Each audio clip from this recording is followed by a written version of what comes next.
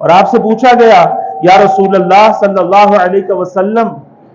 متا وجبت لکن نبوہ،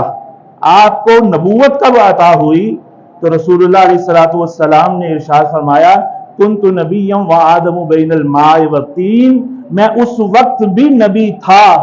جبکہ آدم علیہ السلام پانی اور مٹی کے خمیر میں تھے۔ پانی اور مٹی کا جب خمیر تیار ہو رہا تھا تو میں اس وقت بھی نبی تھا۔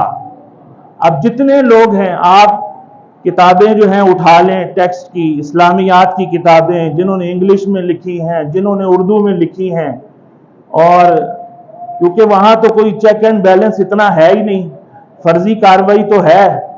تو لیکن گفتگو کیا ہوتی ہے کہ 40 سال میں نبوت ملی، حضور 40 سال کے ہو گئے تھے تو تب نبوت ملی، تب نبوت ملی نہیں، تب نبوت کا اعلان فرمایا۔